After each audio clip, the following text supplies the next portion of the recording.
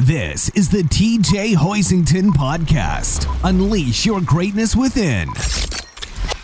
Hey there, and welcome to the Unleash Your Greatness Within podcast. In today's success interview, it was my privilege to interview Josh Yellin. You already know. My passion and my mission to help you unleash your greatness within. My heart goes out to the underdogs that's on their way. If you think you can go from good to great, okay, let's motivate. GreatnessWithin.com. TJ Hoisington. GreatnessWithin.com. Oh, if you dreaming it, believe in it, work hard for it, and in the process serve others in a positive way. Think you can do it. You see, Josh, along with Martin Gonzalez, have written this new book titled The Bonfire Moment. Bring your team together to solve the hardest problems startups face. So whether you're a new startup, whether you're a long-established company, let me tell you something. In this interview, and particularly in the book, Josh gives us kind of the layout of how you can create your own bonfire moment, which will then create more trust within the executive team, the founders group, or the management team. It will create more synergy. Let me tell you something. He lays out the secret sauce in this interview, and you're going to want to check it out. So without further ado, let's jump right into this awesome interview with Josh Yellin. Josh, welcome to the Unleash Your Greatness Within podcast. Thanks. Great to be here. Super excited to share a lot about the Bonfire Moment, the book that I co-authored with Martin Gonzalez, and share a lot of the insights from within. No, great book. I've read it. In fact, I read it over the past 2 days. Amazing information in that book, which we're going to get into in this interview. But before we get started, hey, Josh, will you give us, and the audience, of course, give us a little bit of your background, maybe a little bit of Martin Gonzalez's background, so for whatever, how you guys came together, and a little bit of the background of the book and why you put it together. Here we go. Yeah, more than happy to. So I'll not go in the long version of my background, but in shorthand, I'm born and raised in Chicago. So I'm a Midwestern guy, and spent my undergrad years studying ecology and psychology with a minor in anthropology. So I've been very interested in the sciences coming up. Yes. And then in my 20s, I spent most of my years in places like Montana and Alaska. I was a canoe guide and I was on a trail crew building hiking trails, and so I spent most of my 20s years living in the wilderness. Funny enough, so wow. I was in the backcountry places like that. And then I moved back to Chicago and started a nonprofit called Urban Rivers that's still going really strong in Chicago. That is transforming city rivers into wildlife sanctuaries. So that was kind of where I cut my teeth from an entrepreneurial standpoint, was starting a nonprofit. And then I made my way into Silicon Valley about 10 years ago, and started at a startup. And that was my first job, was working for my college roommate. He co-founded a company. They raised a Series A, and there was an opportunity for me to kind of try something new. And I'm always trying to put myself in uncomfortable positions. So I took the challenge to just jump into a startup environment and kind of move from Chicago out to San Francisco. That's been an exciting ride that took me on unexpected twists and turns. And it was about several months later that I found myself working at Google. And I started at an entry-level job working with startups, connecting Google to startups externally. And that led to another step where I led this global program called, at the time it was called Launchpad Accelerator. Now it's called Google for Startups Accelerator. And so I ended up becoming the global team lead for that program. And that's kind of is where a lot of this magic of this book and my partnership with Martin came about. So a little bit about that was this program. It was called, again, I mentioned Launchpad Accelerator, again, Google for Startups Accelerator now. When we started this program, which was in 2015, it was a time when Google was focused on what they called the next billion user markets. I don't know if that's a term that still resonates today, but it was basically where are the next billion people going to come online? This is, thinking of just people who are going to start using the internet for the first time. And we're in a mobile first world. A lot of these people are coming online for the first time with mobile phones, not on a PC. And where are these markets? And so places like Brazil, Indonesia, Nigeria, India, these are places which we consider next billion markets. So that's where we started our work with startups, was working with startups in these markets. And in doing so, we built a central program that was based in Silicon Valley. We brought in, 8 of the top sort of Series A, B startups from these markets and brought them in to work with them very closely as Google. And in doing that, but I know that the hypothesis for this program when we launched it was, we're Google, we're a tech company. We're going to be able to help these startups with their tech, and additionally, like product-minded things, marketing, et cetera, user experience. And all that proved out to be valuable. But we found we kind of had a gap in our initial value proposition with these companies, and it was coming back to us regularly that these companies we were working with were really hungry for support on leadership, especially organizational dynamics.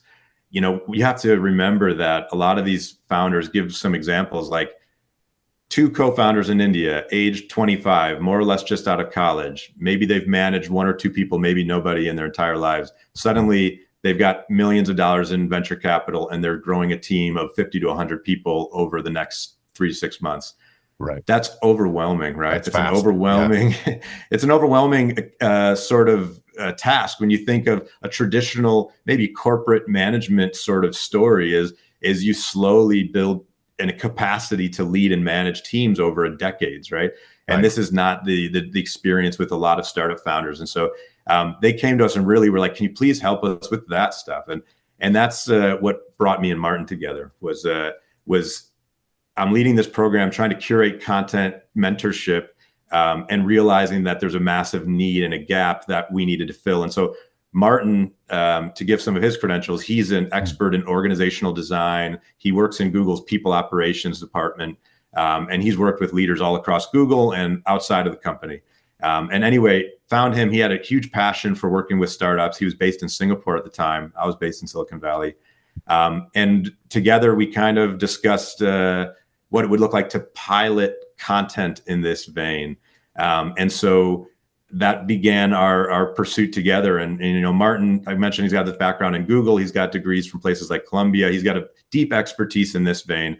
My background is a little bit more in the sciences, but also I have an MBA from Wharton, and I'm more kind of coming from like a business program, project design perspective. And so us coming together, we were able to kind of co-design this workshop that we were able to scale globally and ultimately, through trial and error, find really amazing ways to add value to startups in this people leadership oriented space. And so much so that the workshop that we ended up designing, which is now called the Bonfire Moment, it was consistently rated the highest sort of portion of what was a 6-month engagement with these startups. They had mentorship, workshops on things like machine learning, marketing, you name it.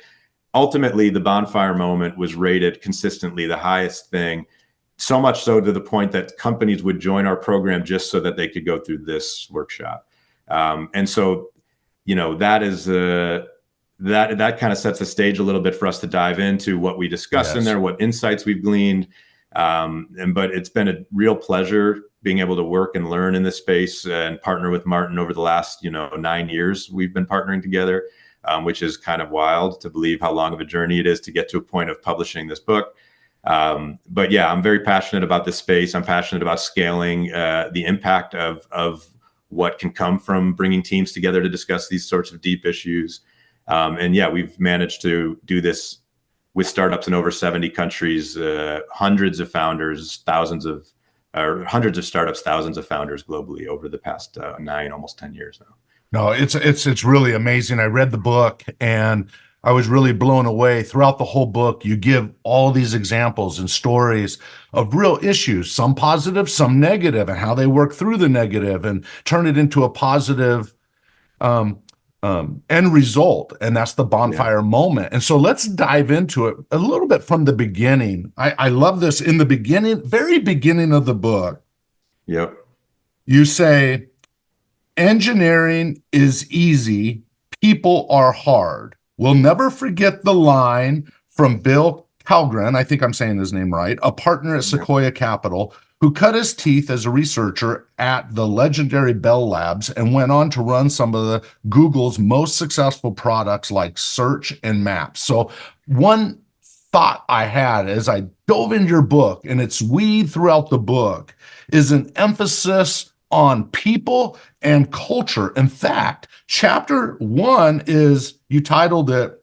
Startups Have a People Problem. So give us a little insight on the people side, because you even mentioned in the book that oftentimes they're wondering, why would I take a full day off to focus on soft skills, people skills, when we got work to get done? So give us a little flavor on this. Yeah. So the data shows that, and this is like something that quote that you just called out, engineering is easy, people are hard, by Bill Coren. And then this stat that 65% of startups ultimately fail due to people issues. This is proven out in studies from places like Stanford.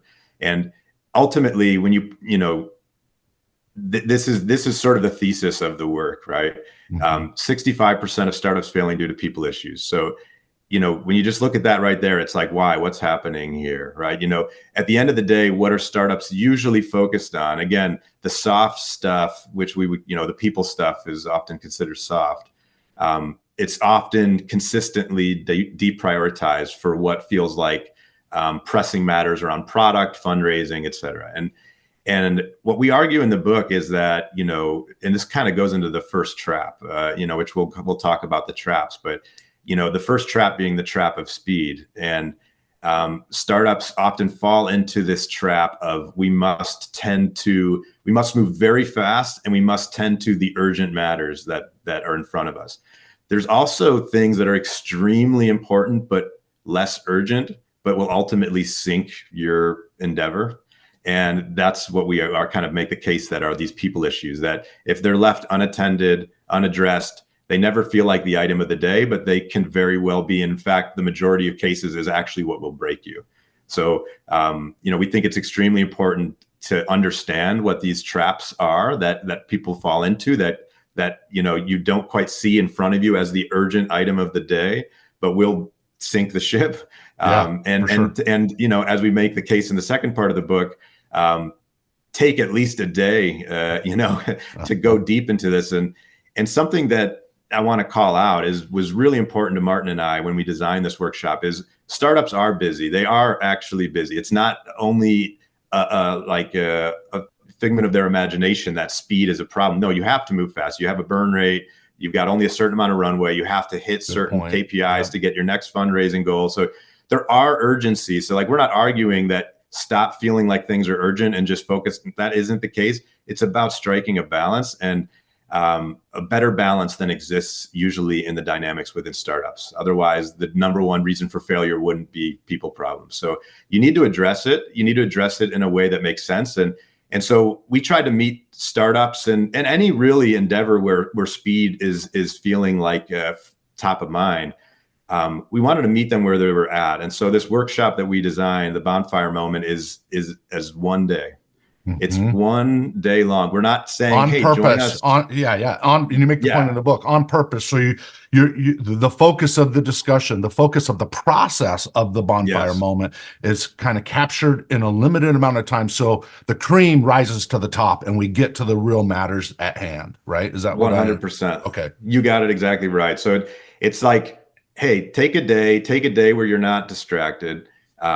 And we are going to, because there's a line that I love. I don't know who is the original author of it, but business moves at the speed of trust. And that can lend itself in so many different ways. And what I mean here is like, what we're asking the reader to do is to trust us. We've run this workshop. It's like, if you're going to take a day, almost 10 years. We've done it hundreds of times. It's been refined. We've gotten so much feedback that we've tied back into it. Ultimately, it's a 4-step process that we found really helps teams, really come together, understand each other more deeply, and really de-risk the people side. And again, it's in an 8-hour, 1-day workshop. And so we just urge people to give it a shot and see how it goes and things like that. Yeah. No. That's really great. I want to go back to the people thing real quick. I have a quote I want to read, which I think is powerful. But let me preface it by saying several years ago, I interviewed on the Unleash Your Greatness Within podcast, Ken Blanchard, the famed leadership guru, written 40 books, New York Times bestsellers, and so forth. And I remember on that podcast several years ago, he said, remember this, TJ, that soft skills are really the hard skills. He says, you got to get the people right. And he says, in that interview, he said, all leadership, the culture is mirrored throughout the organization from the top. So we get into the founders, we get into the executives. We're going to go through these traps. But I love this quote in terms of the people, really important. Quote, Stanford professor Charles O'Reilly and his colleagues asked the question, how does tech companies' culture affect the financial performance? They found that within the tech sector, getting your team culture right helps explain 50% of the company's market valuation and 51% of analysts' buy-sell recommendations. In other words, you go on. A strong culture is always important, even more during the tough years. A study on company performance that spanned 4 decades found that companies with strong culture dramatically outperformed their peers during financial crises and even recession. Wow. So I've heard that over and over, that number one, the people are critical. You said 65% issues. It also says here 51% in some cases. And that during difficult times, market changes and so forth, it makes a huge impact on the performance of your company and the results you get. Study after study just goes to show the criticality of people issues and survivability of companies, performance of companies, things like this. And it's always considered a softer skill. It is much harder to measure than traditional business KPIs. That's just a fact. Is like, how is a culture impacting performance? Well, when you can look at performance, it's hard to measure culture. So these things, they're harder to take a hold of. But at the end of the day, if a company fails and you interview the VCs and the founders, et cetera, of why did it fail, 65% it goes back to being around the people issue. So it's you can trace it back, almost when it's too late, right? So exactly. there are some studies. The one you just pointed out is like, it's music to our ears to find what we know to be true and find it in statistical form. But these studies are just generally harder to come by and harder for people to let it sink in than just growth numbers and fundraising numbers. And these things are so tangible. So, I'm glad you were able to read that out and let the listeners kind of ground themselves in a little bit of the quantitative side, because the people stuff gets lost in the qualitative side. And, but the numbers are there and the studies are there and it proves that. And I've seen the numbers there for several years now. When I wrote in 2004, If You Think You Can, the first version of it, right? If You Think You Can, I wrote in there, you could be the fastest runner in the room, performance, but if you're running in mud, you'll never tap your ultimate potential. So the idea is culture can weigh down and drag a company's performance. You unleash the people, everything else, all these other KPIs and so forth seem to improve. Would you agree with that? Yes. 100%. And you use the word drag. We talk about that in the book even a little bit, is people issues and sort of behind the scenes, sticky issues that are slowing you down. It produces all this organizational drag. And it's just like, like an IndyCar racing team or something, right? It's ultimately you can build something, the engine that's going to go as fast as you can. But if you got all these drag elements going along with you, it's going to really slow you down in the end. It could be kind of, again, what sinks you. No, it's great. It's really great. The benefits of a strong, you say, the benefits of a strong culture are subtle in calm waters, but pronounced in a storm. In the aftermath of the dot-com crash in 2000, the global financial crisis in 2008, companies with a strong culture dramatically outperform their peers. Just to put a cherry on top, right? It's just it's just powerful. Okay, that's great. And you do make the point that sometimes they don't. It made me think of 4DX. In the 4DX kind of philosophy is you have the day job, which is always pulling your focus in to get the job done, the job at hand done. But you've got to be able to separate from the day job to put together visions and make sure we build relationships of trust, which will make it go smoother. You got to slow down to go faster in a sense. So yes. All right. Now you already talked about, you kind of went there, is the first trap, which is the trap of speed. I interviewed about a month ago William Vanderbloom, who wrote a book called The Unicorn Leader. And in that book, he talked about the fast, that we move so fast that we miss some of the opportunities along the way. And I kind of felt like you guys found the same pattern as I was reading his book. So any further thoughts on that one before we go on to the next trap? Yeah, I would just urge people that there's always a push and pull, and I might be reiterating things, but there's always a push and pull here. Like it's not all one or the other, but it's about finding a balanced approach. And startups inherently fall victim to the trap of moving too fast, not thinking of the things that are long-term thinking. And, things again, like burn rate and runway and hitting your KPIs that your investor wants to see to get, all this is critical for survivability. But Correct. Meanwhile, you're going to ignore what's beneath, which is building like a superstar team, making sure your culture is resonating with the team. All of these sorts of things is what will ultimately help long-term survivability. So as you're going, I guess that's to help close out that trap of speed, is just to make that point one more time. Yeah, no, totally. The next trap is the trap of the inner circle. And let me start with a quote here because, oh boy, do I see it as well. So you say here, and I'm going to preface this by stating what this is about is invite disagreement. And this is what you said. Yes. As we look closer at the data, it became clear that most leaders did value having their ideas challenged, but they expected their teams to take the initiative to raise concerns and objections. If no one pushed back, most leaders assumed the team was in agreement.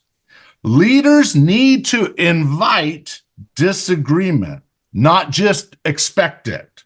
When the invitation to offer their opinion is not clear, teams will assume you don't want it. Leaders often don't realize that their status can unconsciously silence dissent. Now, let me pause you right there and say I was doing some executive coaching, and it was with a high level in the management level, and who reported to the executive team. And as I was visiting with this person, I could just tell through coaching with her, she had amazing ideas, right? She, like, if the organization would listen to her, is what I felt as a consultant, would listen to her, boy, they can make quantum leaps inside the business. So I asked her on one of the calls, I said, okay, so when you're in your management meetings with the executives, do you ever share any of these ideas? And she said, not really. Because the few times I did early on, I was kind of shut down. And so I just don't share them anymore. And I think that's the power of authority and leadership. And so what I counseled her, and then it's kind of become part of our leadership academy, which is leaders have to, exactly what you say here, invite disagreement, not as I'm just pushing back for the sake of pushing back, but solution focused, that, hey, I want to defy the odds to help us be better, right? But sometimes that authority and that inner circle, that team in the beginning that's at the top, can sometimes shut those great ideas down. Any thoughts there? Yeah, 100%. You put it really well. I'll elaborate a little bit on it. Sure. Ultimately, yeah, this trap of the inner circle, it speaks in a few different ways, and I'll touch one on exactly what is the inner circle, and then talk about this inviting disagreement. So the inner circle is kind of what you might assume it is the power at the top. Although the inner circles can kind of form around other leaders lower in the organization as well. But ultimately, it's these relationships at the top. One of the points we make in the book is like, how do you find a good co-founder? What's a good co-founder dynamic? Yeah, right. Who should you look for? And again, there's no absolutes in this book. I want to be clear. Like, in my perspective, is not one where co-founding a company with your brother and sister. There's times in which that has worked and that it would work again. But the point we make is that it's not and this data proves this out. It's not the strongest start to a founding relationship. Right. And so forming this inner circle in a thoughtful way with diverse opinions and diversity of relationships is really important. And one of the reasons for this is that, if you think about the stakes of the relationships with family members, right? The stakes are very high, meaning if something in the business goes wrong, disagreement, maybe somebody needs to get fired, and this is firing a cousin, or these things can become quite disruptive. And so what ends up happening is a lot of this in disagreement doesn't get invited, because you're afraid of the consequences if things go wrong. And so because of that, it doesn't produce a lot of psychological safety. You might think, oh, we're starting with such a high level of trust because it's family. But again, it has a lot of downsides because of the risks of losing that relationship or tarnishing it.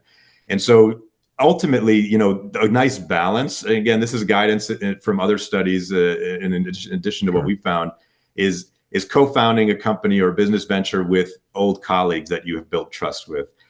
This is like a nice balance between trust is established, you understand working style, but the relationship isn't quite as high stakes if things were to go wrong as they are with family, things like that. So that's part of the trap of the inner circle, is around who is in this inner circle and how can we do this in a way where it inherently, produces an environment where disagreement can be invited, things like that. So these are kind of things that are a little bit interesting, but doesn't necessarily apply to all people that might be working in a corporation or whatever. This is more, starting up a company. When you think about management across any domain, whether this is a corporation, nonprofit, startup, whatever.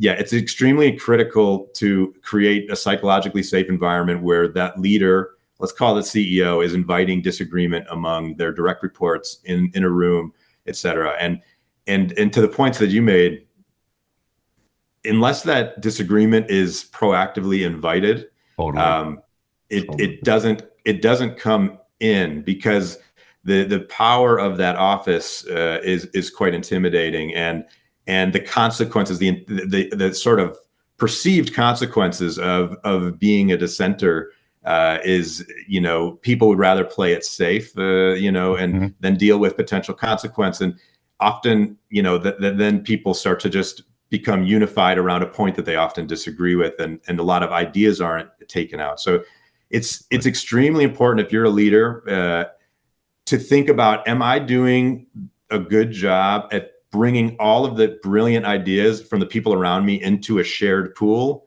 where we all can see and hear each other's perspectives, examine them, and then make the best decision. Not how do I get everybody to just agree and go along with my idea because my idea is the best one. In some cases, a CEO or a leader needs to make a decision, but after they've heard, the true and authentic opinions of those around them. And so, well said. Yes, inviting disagreement is extremely important, and the data again goes to show that teams that can invite this disagreement, and bring in diverse opinions are actually outperforming. In that old classic book written in the 1920s or 30s, Think and Grow Rich, right? He talked about one chapter on the Mastermind Principle, and he just says, hey, when you have one person, there's one person's intelligence. When you have two people discussing, you have a second set of intelligence, but both those make an overall third level of intelligence, which is often more effective than individual persons. Not always, but a lot of times. So I've just found whether it's, and I'll be even on a personal level, I'm a better man because I'm married. Right? Because we're a team. And sometimes my wife has better ideas than I have on certain things and in the team and so forth. So just a reminder to all leaders listening to this, invite ideas, even if they are perceived to be dissenting ideas. Maybe the spirit of it isn't to dissent. Maybe it's to just say, hey, have you thought about this? Have you thought about this? What if this happens? Was this considered? And one more thing I want to bring up to the inviting disagreement. It's one of my favorite little kind of parts of the book is having class 2 arguments, is what we call it. And so, a class 1 argument is where you don't fully understand the other person's side and you sort of come to a quick amount of disagreement on it. A class 2 disagreement is where the other side can actually explain your point back to you as well as you might put it, and then come from a position of disagreement. So you're then having a healthy debate where you actually, no, I hear you. Do I hear you? Yeah, you hear me. All right. Right. Over here, this is why I still disagree. And so as a leader, invite disagreement, but invite the right kind of disagreement. And we kind of nudge people to try to create the space where you can have those class 2 disagreements. No, love it. You go on to say the classic American open door policy is enough to draw out dissenters. Leaders need to create conditions that empower their teams to speak up. When it has been the cultural norm to be deferential to power, or when disagreeing might be classified as being disagreeable, leaders need to work harder to change this norm. And then you say later on, you were quoting Anil, and I can't say his last name, Sabarol, not sure exactly how to pronounce it, but he says here, debate, argue, get into it. The best results come from passionate, constructive, positive contention. Encourage it, even enforce it. But no, it requires a foundation of trust, honesty, and respect. Absolutely. If you don't have that, you just get pure contention, and that ain't good. And what I'll say to the listeners, because we're not there yet in the interview, we'll get there in a minute, is that is the power of the bonfire moment, which we'll get in. We got to go through a couple more traps, but that is where you get down in the weeds and you establish this trust in a very meaningful way, which I want to get to here soon. So the next trap is the trap of the maverick mindset. You say whether Google's early days, Larry Page and Sergey Brin, or Tony Hsieh of Zappos founder, implemented a radical self-management fad known as holacracy in 2014. But you say at the end of that portion of that part of the book, you say everyone soon realizes that at least some hierarchy is useful. So let me set the stage here. I often talk about how there are 2 types of cultures. There's hierarchical, and then I call it there's thriving, which would be the same as the holacracy that Tony Hsieh talked about, right? The self-management, reducing the walls, the silos, take away the borders, less rules, think big, be audacious, so forth.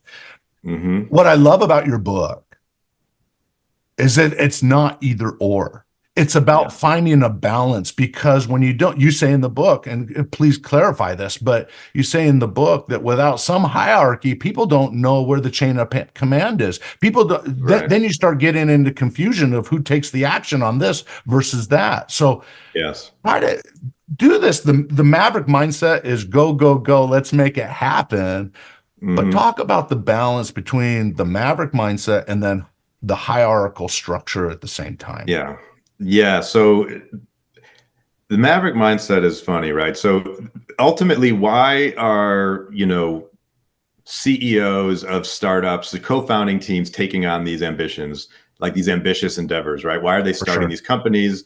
Well, because they're innovators, and they have, high aspirations to make a difference in the world. Various reasons, but they're certainly ambitious, right? And they're certainly innovators. And the thing that they're probably trying to innovate the most on is their product and their go-to-market, and just, bringing something into the world that doesn't exist today, or is an improvement upon something that exists today.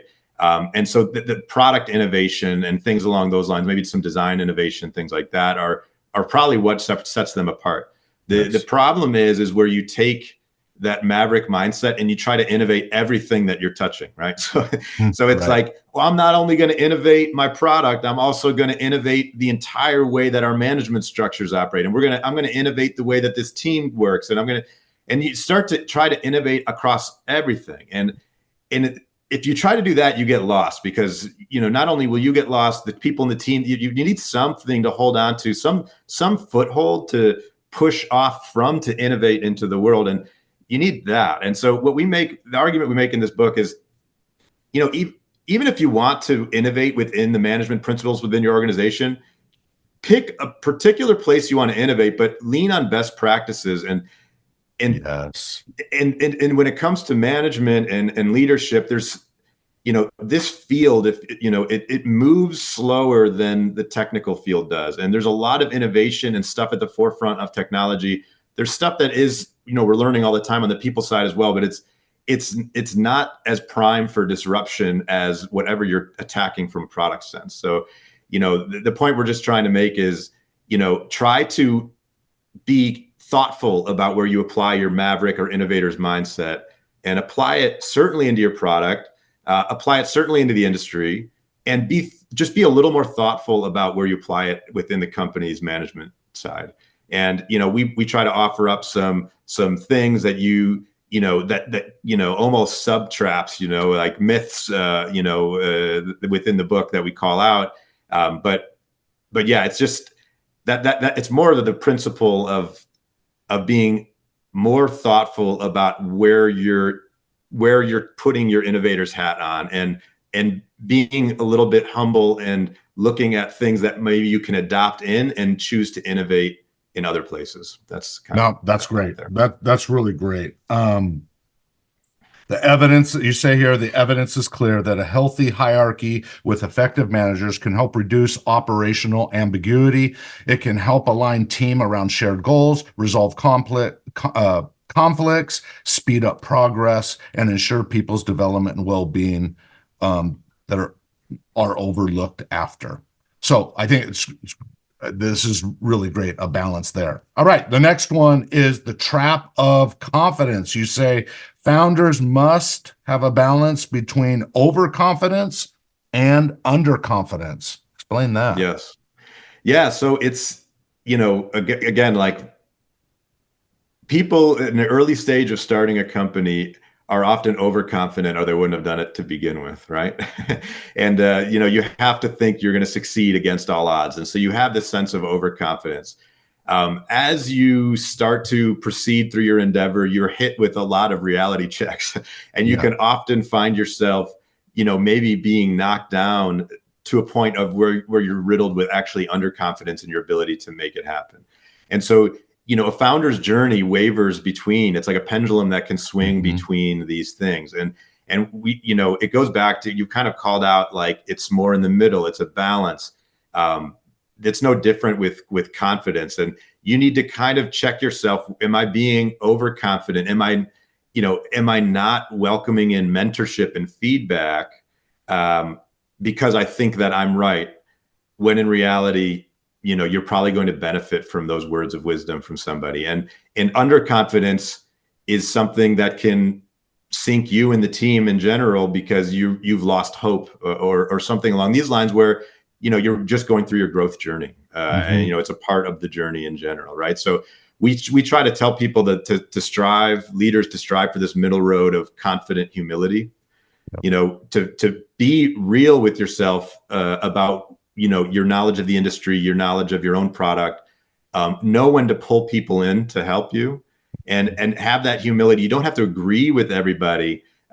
You can make your own decisions as a leader, but but knowing where your weak spots are, where your blind spots are, and being more aware of them. And it's, startups suffer through, a lot of brag culture where everything on the outside needs to be shiny, needs to be perfect in order for, as an executive or CEO or founder of this company to feel like the world respects you and they will fundraise on behalf of you, et cetera. And the point being is you can be confident and you can be humble at the same time. And so that's really kind of the trap here is if you find yourself just getting wrapped up in the startup brag culture and you got to just be honest with yourself. And if you are, maybe check yourself and maybe talk to people you really trust and have them give you some real talk and pull in help along the way. And so that's startups fall into the trap of, especially in the early days, but even later on, being overconfident. And our data from our own data set shows that the best founders actually have more humility and have a little bit of that confidence checked. So an overabundance of confidence is actually a trap. Yeah, blind optimism can create problems, right? So yeah, that's really good. I think that really kind of in the book, you get through these 4 traps and then you shift into part 2. And what blew me away about this book is basically, and I hope everybody's listening here, you give the secret sauce, how to run your own bonfire moment event, if you will. Now, obviously, if you want the professionals to come in and help, they're obviously available. But I love, explain sort of the picture of what that day, because you go into part 2, chapter 6, you give the full suggestions of a bonfire workshop. You give all the kind of the cheat sheet on how to do it. And then part 2, chapter 7, you give a real example of the bonfire process. In the end, the bonfire moment is about becoming vulnerable, unmasking, and then aligning more strongly. Actually, that's a quote from your book, to be clear. And so you have something that's called the user guides. And so I was really interested to go to Appendix D, I think it was, and look at the what kind of things are you asking? And so give us a little bit of a picture, because what I read in the book is you will have a team and you will sit around with 4 computers with a fire on the screen, a visual fire on the screen with the crackling and the hissing and so forth. And it's through this process, and I'm not going to use the word exactly as you do, is the BS circle. And there's some questions that you ask. And one of the questions is, the BS I project to others is blank. Answer that. Because what I'm really afraid of is what? Blank. You have to answer that. The experience that first caused me to feel this fear or insecurity was blank. And so what I imagine is with this group, I can't remember if it's block 2 or 3, maybe it's 3. You take these people through with the user guide, through a very vulnerable, find out beliefs, rules, expectations. Why do we operate the way we do? Why do I behave the way I do? Why do I react sometimes the way I do? And you kind of uncover all that as a team, which is very vulnerable, but you show in the book how it just makes the team stronger. So give us a picture of all that. Yeah, totally. I'm really passionate about this workshop and about the power that it brings to a team and how much progress can be made in interpersonal dynamics within a company just in a single day. I've seen it over and over, and it's just really amazing. And the day is engineered very thoughtfully, and again, through many iterations to arrive at what we did today. So it like you said, there's 4 blocks. The first one is called Face Hard Truths. And essentially it's kind of set up in, to zoom out a little bit in kind of these concentric circles where you start the day reflecting on yourself. And then you pull from the brain power of your, founding team, or if you're an organization, the direct reports of the team lead or whatever it is. But as a group, you pull, thoughts around each individual, but it's focused on helping that individual be better.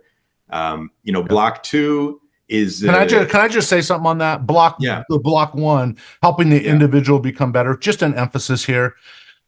No matter what leader I've done executive coaching for, or team or organization I've worked for, you really can't separate the individual, the person, from the leadership and the impact they have. As an 100%. Individual, you bring the individual, the you, to the office. And so if you want to improve the influence at the office, you got to start with the self. You can't say, well, TJ, I want you to come in and teach leadership principles for my team, but I want it just be about leadership principles in our business. You can't do that without saying, well, let's discover some of the personal habits, some of the personal behaviors. It all connects. It intertwines. So I just want to emphasize 100%. And I'll just kind of do one at a time here. So that this first one, where it is to look inside yourself, on our website, we'll talk about this later, but we have a free self-assessment that is part of this process, and it's at bonfiremoment.com. And we, again, put that out to the world for free. And ultimately, again, this first block is reflecting on yourself. There's also an upgraded version if you wanted to do a 360 assessment. Most folks might understand that term, but it's where you assess yourself across several, dozens of leadership sort of bullet points. And then you actually identify 10 or more people in your network, whether they're your peers or your boss. We give some recommendations on the kinds of mix of you would want. And then you can kind of see how you're grading yourself versus how others grade you in these categories. You spend this first block digesting this information, understanding where your blind spots are. And then, we walk you through how to do a coaching circle where you actually say, hey, as I went and assessed myself or looked at how others assessed me, this is a weak point of mine. I would love all of your help figuring out how to improve upon or address this gap in my leadership. And then everybody talks amongst themselves and brainstorms about you. And that's the coaching circle that we put people through in this first one. So you walk away with something very tangible about maybe your biggest blind spot, and you're pulling from the minds of others. And so you're not, this is where the vulnerability starts to set in. You're opening up. You have to face your shit. Pardon my language. But then you have to open a little bit about that with the others in your group and have them help you. So as we get to the third block, which you mentioned, the BS circle is kind of the peak vulnerability of this workshop. But we've done it in a way because I don't want the listener to be afraid that it's like, I don't know if my team can handle this.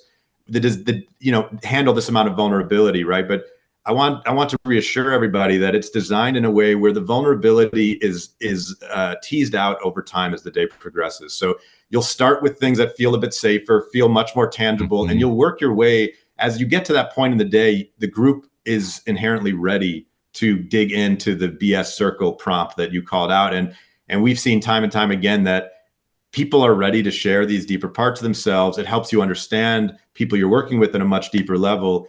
But on a day-to-day work, you don't just jump into a 30-minute meeting and get into these topics. It takes time to warm up, to develop a comfort zone, and to develop the psychological safety to go there. And so, again, the day is engineered to get your team to the safe place to be able to share these things about them.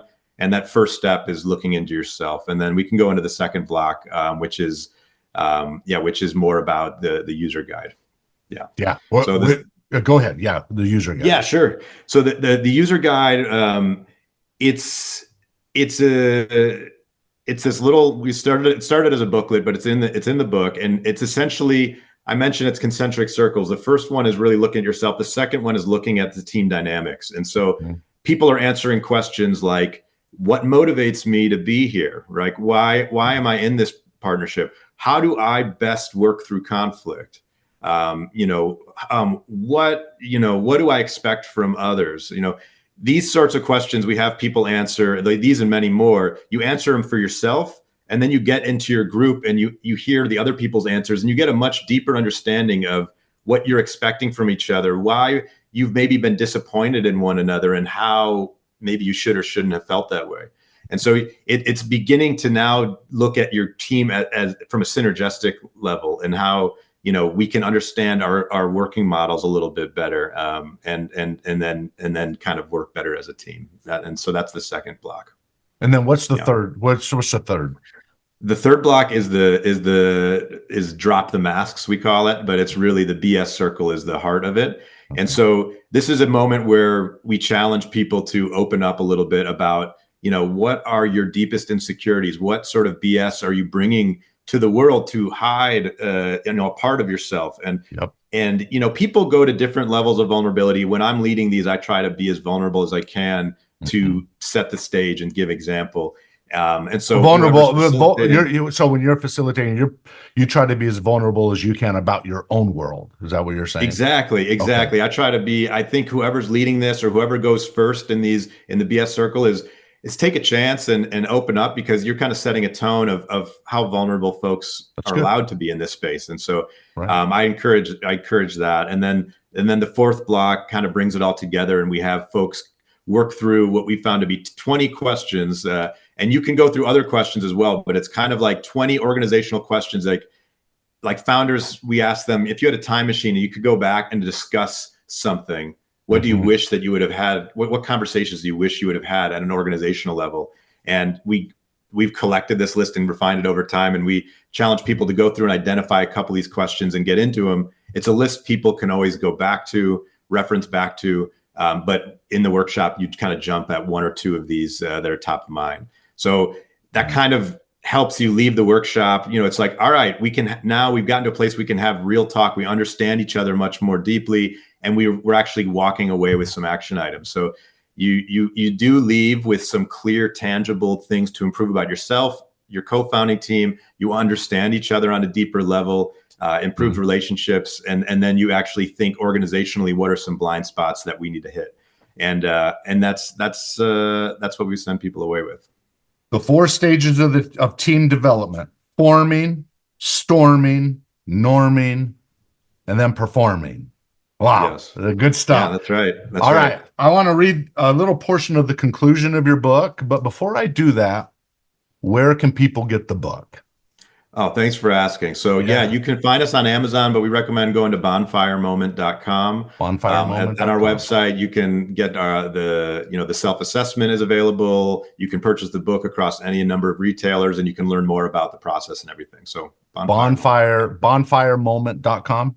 That's correct. Yes. Okay. Awesome. This is great. I encourage everybody, every leader, every team leader, to jump into the concepts and precepts. You have the stories in there that help color the background, the experience, how this came about, how that came about, why we do it this way. You give all that in the first half, and then you give the structure on how to run it in the second half. I think you guys have done a fantastic, I think you've written this in a fantastic way that really gives value to the reader, which obviously is what you try to do in the Bonfire Moment itself, is really have people come in for one day and walk out with a ton of value. And in the end, it's about working with your team better. It's about the people side, and really, really important. Okay, so we'll send people to that website.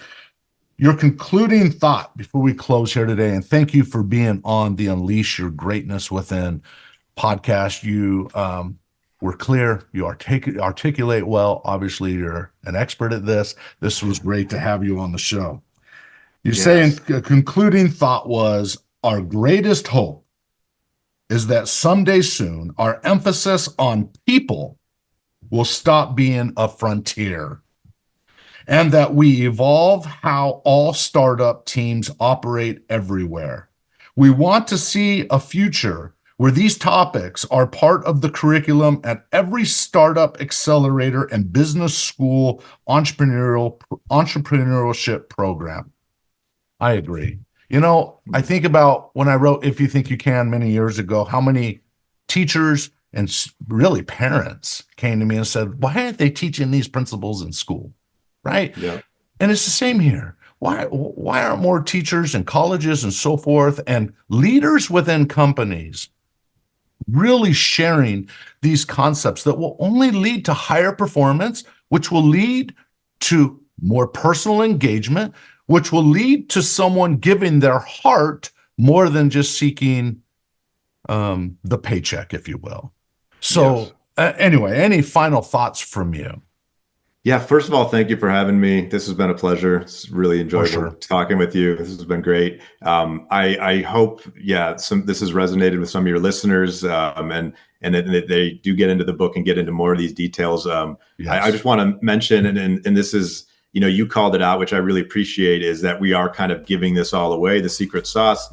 Martin and I, from the very beginning, this has been a mission-oriented project. The book, the workshop, the reason we put it in the book is because it's a much more scalable resource. Previously, it's only been available to a small, select sort of group of people that come through certain programs. We want this available to everyone, to your point, to scale the impact, help empower leaders at scale, help make, team dynamics healthier around the world in all sorts of different team structures, nonprofit, startup, corporate environments. So we're just trying to help move the needle a little bit. And so, we hope people enjoy it. And thanks for having me. No, you bet. Let's go out there and unleash the greatness within our teams, within our companies. And by the way, I'll just say in closing, these principles in the book are not just for startups, right? These are long established executive teams, and leaders should take their leadership teams through this process. It would be absolutely powerful. So, Josh, thank you for being on the Unleash Your Greatness Within podcast. Thank you. Hey there, thanks for taking the time out to listen to my podcast. I want you to know that I am grateful that you are a part of my community, and I hope that you're getting a lot out of my various podcast episodes. You see, it is my goal to provide you with those slide edge principles, strategies, and inspiration that can help you achieve your goals and your dreams. My one request is, if you enjoy my podcast in general, or you have listened to an episode that you really liked, could you do me a favor? It would mean the world to me if you could write a simple review, or if you could simply give me a star rating. I would really appreciate it. Now go out there and unleash your greatness within. GreatnessWithin.com